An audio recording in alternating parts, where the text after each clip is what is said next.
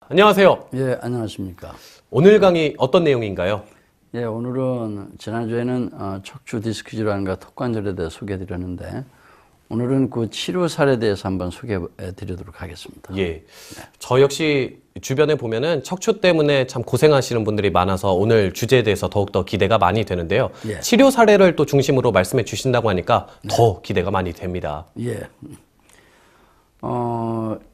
지금까지는 제가 주로 이제 턱관절이 어떻게 해서 중요하고 척추와 관련되는지, 그리고 또 뇌 신경계와 관련되는지에 대해서 좀 이론적인 부분을 위주로 설명을 드렸습니다만은 오늘은 좀 더 실감나게 치료 사례를 바탕으로 해서 소개해 드려 볼까 합니다. 예. 그러나 아쉬운 것은 방송의 특성상 치료 사례 동영상을 직접 보여드릴 수 없어서 좀 안타깝습니다. 그렇다면 좀 더 실감이 나실 텐데요. 그렇지만 혹시라도 제가 소개해드리는 환자들에 대해서 어떤 의구심이 드시는 분이 있다면은 유튜브를 통해서도 그 치료 영상을 통해서 아마도 확인하실 수 있을 겁니다. 아, 그렇군요. 예. 사실 척추 디스크 질환이 턱 관절과 무슨 관련이 있을까? 저도 이 이야기를 처음 들었을 때 그런 생각을 가졌고요. 방송 함께 하시는 분들도 아직은 그런 생각 가지시는 분들이 분명 계실 거라 또 생각이 들기는 하는데요. 치료 사례 소개부터 들어볼까요? 예, 우선 최근 한 달 정도 전에 환자 중에서 예. 강원도 춘천에서 오신 한 60대 중반의 그 남자분의 경우를 한번 소개해 드려 볼까 합니다. 예. 이분의 경우에는 허리 디스크의 어떤 문제를 비롯해서 퇴행성 척추증 등으로 극심한 허리 통증이 주소증으로 내원한 분이셨습니다.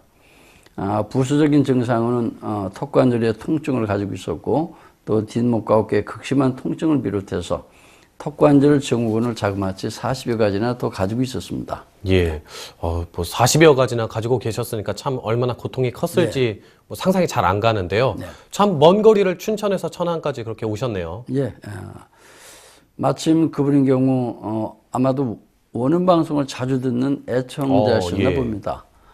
제가 척추 디스크와 턱관절에 대한 관련성을 주로 이제 설명하는 내용을 듣고 바로 다음날 자신이 최근 턱관절의 어떤 이제 통증까지 같이 겹치니까 바로 이거다 생각하고 급히 예약하고 오셨다는 그런 말씀하셨습니다. 그렇군요. 또 방송을 듣고 가시는 분들이나 또 다른 지역에서도 많은 분들이 오고 계시군요. 예, 그렇습니다. 저는 일반 환자보다는 대부분 현대의학이나 또는 한의학으로도 치료 방법이 없다고 하는 그렇게 알려진 난치병 환자들을 위주로 해서 그런 고객을 주로 진료를 하는 편이다 보니까 사실 천안에 있지만은 천안 이외 지역에서 오는 환자들이 더 많은 편입니다. 예. 다시 치료 사례로 돌아가면은 강원도 춘천에서 오신 그 디스크 질환을 갖고 계신 남성분 같은 경우는 처음 상태가 어땠나요? 상당히 심각했을 것 같아요. 예, 그분의 경우에 이제 최근 4개월에서 5개월 전부터 허리 부분이 좀 심하게 시큰거리고 그러면서 아프기 시작했다고 하는데 최근에 와서는 이제 똑바로 누우면은 괜찮고 일어서서 움직이면은 훨씬 더 아픈 증상을 호소하시기 시작했습니다. 그리고 또 엑스레이와 MRI 결과 디스크 협착증을 갖고 있었고 요추에 심한 어떤 비틀림 그리고 심한 골반 비틀림이 또 확인됐습니다. 뿐만 아니라 퇴행성 척추증으로 인해서 디스크 사이가 좀 모두 좁아져 있었고 그리고 골격도 또 형성돼 있었습니다. 예. 그렇다면 처음에 치료는 어떻게 시작하셨나요? 예, 저는 대부분의 모든 환자들의 경우 이제 처음 상담 진료를 오시는 분들의 경우에는 일반적으로 엑스레이나 MRI 등을 찍어서 확인하기 전에 먼저 그분이 저희 치료를 통해서 과연 치료가 될 수 있는 분일까 아닐까를 먼저 확인하는 진단을 진행합니다. 예. 그러기 위해 반드시 두 가지 확인 진단을 하고 또 한 가지 간접적인 진단을 같이 병행합니다. 이분의 경우도 먼저 간접적인 진단을 위해서 앉아있는 상태에서 이 TBA라는 표준형 구강장치를 착용시키고 그리고 턱 스트레칭 운동과 목 스트레칭 운동을 3번 실시해 보도록 했습니다. 그랬더니 그 자리에서 바로 통증이 모두 소실되신다고 하셨고, 그래서 바로 치료를 진행했던 케이스이기도 합니다. 예. 말씀 중에 들어보니까 두 가지 확인 진단을 하시고 또 한 가지 간접 진단을 하신다고 말씀해 주셨는데요. 이게 무슨 말인가요? 예, 두 가지 이제 확인 진단은 첫째, 그 사람이 치료되기 위해서 이제 필수적으로 갖춰야 될 확인 진단 요건이 있는데, 예. 그 중에서 첫째, 상부경축, 즉 환추와 축추가 틀어져 있나 안 있나를 확인하는 것입니다. 그리고 둘째는 만약에 상부경추가 틀어져 있다면은 그 틀어져 있는 상부경추가 어느 쪽 턱관절의 문제로 틀어져 있느냐를 또 확인하는 것입니다. 저는 어떠한 질병에 상관없이 이 두 가지 중 모두 확인됐을 때만 치료 가능성이 있으니 치료를 해도 좋다고 판단하는 편입니다. 예. 그리고 또 한 가지 간접 진단을 말씀드렸는데, 간접 진단은 이 표준형 구강 장치를 착용한 상태에서 이제 몇 가지 운동을 시킵니다. 그랬을 때 그 환자의 증상 변화를 통해서 진단하는 것을 말합니다. 예를 들면은 표준 구강 장치가 여러 가지가 있습니다만은 어떤 것을 착용시키든 그 착용한 상태에서 네 가지 전신 운동을 먼저 시켜봅니다. 이때 네 가지 전신 운동은 이제 뭐 턱 스트레칭, 목 스트레칭, 몸 스트레칭, 보행 스트레칭 등을 말하는데, 이 네 가지 전신 운동을 대략 1분에서 2분 정도 시키게 되면은 대부분 그 환자가 호소하는 증상이 50% 이상 개선되는 편입니다. 예. 그 50% 이상 개선이 된다면은, 그 자리에서 바로 개선된다면 그 사람이 호소하는 대부분의 증상들을 저는 턱관절 증후군 중에 한 가지로 확인을 하고 치료 가능성을 예측하면서 치료해도 좋다고 판단하고 있습니다. 예. 박사님께서 간접 진단으로 확인하는 그 네 가지 전신 운동은 어떤 건가요? 예, 네 가지 전신 운동을 좀 더 자세히 설명드린다면은, 예. 이제 턱 스트레칭 운동을 비롯해서 또 목 스트레칭 운동, 그리고 몸 스트레칭 운동, 보행 스트레칭 운동 등을 말합니다. 턱 스트레칭 운동은 턱을 최대한 벌렸다가 이 장치를 착용한 상태에서 물었다 벌렸다를 반복하는 것을 말하고, 목 스트레칭 운동은 목을 좌우 회전하는 목 돌리기 운동, 또 측굴 운동, 전후굴 운동, 수평 회전 운동 등 네 가지가 있고, 몸 스트레칭 운동이 또 두 가지가 있고, 보행 스트레칭 운동이 있습니다. 이 네 가지 전신 운동 중에 대부분 턱 스트레칭 운동과 목 스트레칭 운동만을 3번에서 한 5번 정도만 실시를 해도 그것이 턱의 어떤 불균형으로 인해서 척추와 신경계에 문제가 생긴 것이라면은 대부분 즉 그 자리에서 바로 통증의 유형에 상관없이, 그리고 그 사람의 질병이 어떤 질병이냐에 상관없이 과반수 이상의 경우에 통증이 감소하게 됩니다. 저는 그렇다면은 턱관절 증후군으로 간접적인 진단을 하게 됩니다.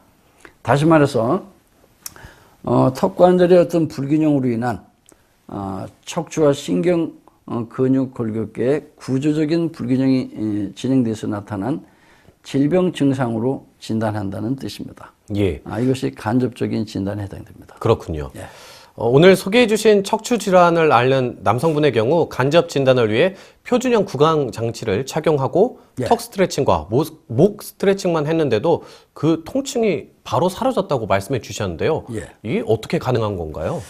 예, 일반적으로 두 가지를 실시했을 때 보통 한 과반수 이상은 그 자리에서 변화가 오는 편인데, 예.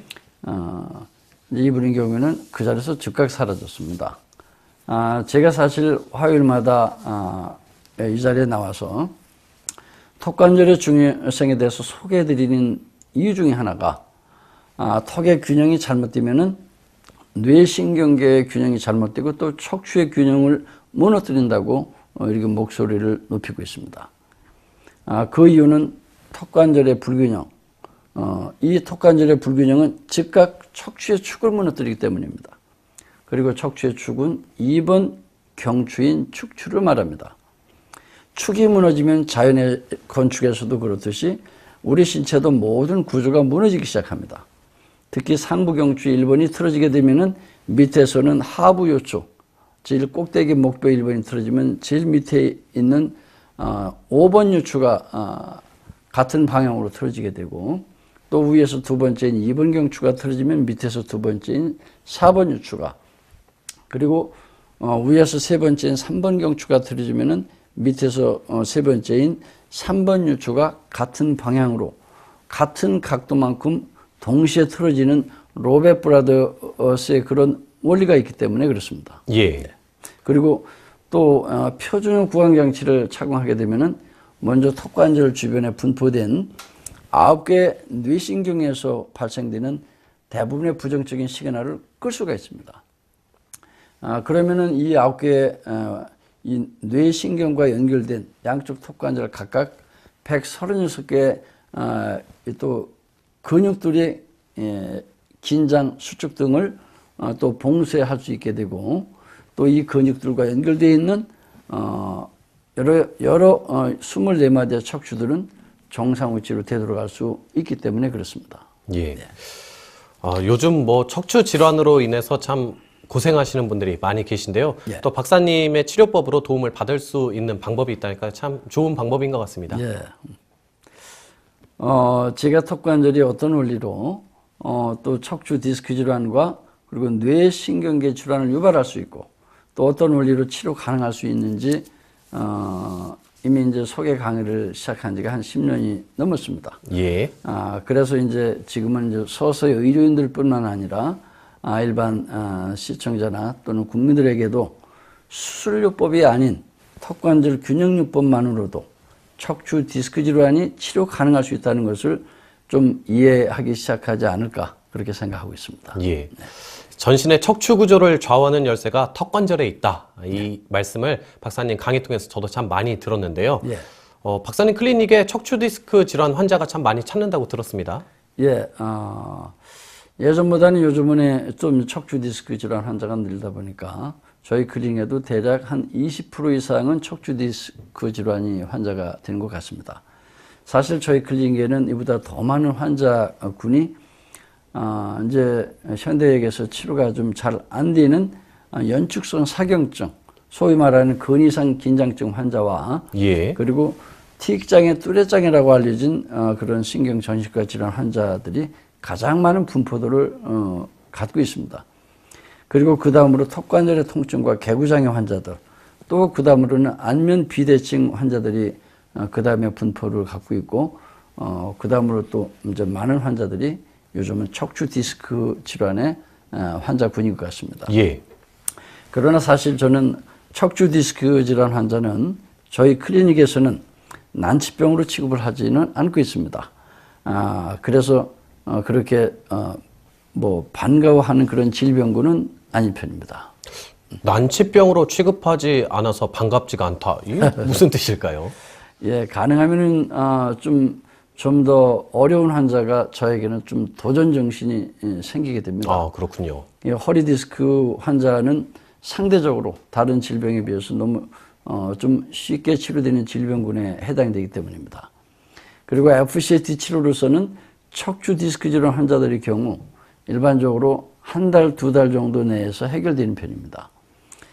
그렇지만은 척추 질환 중에서도 특히 척추관 협착증 환자의 경우에는 그래도 몇 개월 이상 치료 기간이 걸리는 또 좀 더 디스크 질환 중에 난치병에 해당되기 때문에 치료해 볼 만한 또 질병군이기도 합니다. 예. 척추 디스크 질환 환자 예. 그 질병이 분명히 이제 나을 수 있는 병이기 때문에 또 그렇게 말씀을 해 주셨군요. 예, 그렇습니다. 예. 그 앞서 소개해 주신 척추 디스크 질환 협착증 그 남성 그 환자분 같은 경우는 현재 결과는 어떤지 궁금한데요. 예, 그분의 경우에는 한 2, 3일 전까지 약 한 12번 정도의 치료를 통해서 그분이 갖고 있는 대부분의 증상 소견이 소실됐습니다. 예. 그리고 일상생활에 전혀 지장이 없는 상태로 지내고 있고요. 요즘도 그래 가운데서 일주일에 한 번씩은 오고 계십니다. 그러나 이분이 오실 때마다 항시 만족스러운 표정으로 미소를 머금기 때문에 좀 기억에 남는 편입니다. 예. 상당히 이제 맨 처음에 오셨을 때는 많은 그 질환들이 있어서 고생하셨는데 예. 지금은 그렇게 웃는 모습으로 항상 인사하신다니까 참 기분이 저도 좋네요. 예, 방송을 듣고 오실 때는 뭐 혹시나 하는 마음으로 오셨는데 너무 의외로 빨리 났으니까 그런가 봅니다. 예. 오늘은 치료 사례를 바탕으로 턱관절의 중요성을 살펴봤습니다. 박사님 마무리 말씀 부탁드리겠습니다. 예, 제 오늘 소개 강의를 들은 시청자 및 청취자 여러분, 아직도 척추 디스크 질환이 턱관절과 무슨 상관이 있을까 의문이 남아 있거나 혹시라도 이해가 안 되시는 분들이 아직도 계십니까? 만약 아직도 이해하기 힘들거나 의구심을 갖고 계신 분이 계시다면은 매주 화요일마다 진행되는 저희 턱관절과 전신 관련 강의를 통해서 충분한 이해를 해주시기 바랍니다. 그리고 의구심을 떨쳐버릴 수 있기를 바랍니다. 그리고 여러분이 척추 디스크 질환에서 빨리 해방될 수 있기를 한번 바라겠습니다. 시청자 및 청취자 여러분, 여러분이 갖고 있는 척추 디스크 질환은 모두 여러분의 턱관절에서 턱관절이 불균형에서 비롯된다는 것을 이제부터라도 새롭게 이해해 주십시오. 그리고 여러분의 턱관절의 균형 조절이 선행되지 않는 어떠한 여러 가지 치료법도 여러분을 척추 디스크 질환에서 영원히 해방시킬 수 없다는 것도 깨달아 주시기 바랍니다. 맞춤형 장치나 또는 표정 장치 등을 통한 턱관절의 균형 조절을 통해서 턱관절의 균형 조절을 통하지 않고서는 완벽한 척추 디스크 질환 치료는 불가능하다는 것을 이제는 새롭게 이해하셨기를 바랍니다. 여러분 주변에 FCT라는 턱관절 균형요법을 이용해서 아직도 고생하고 계신 분이 계시다면 한번 치료해 보시기 바랍니다. 네, 감사합니다. 고맙습니다.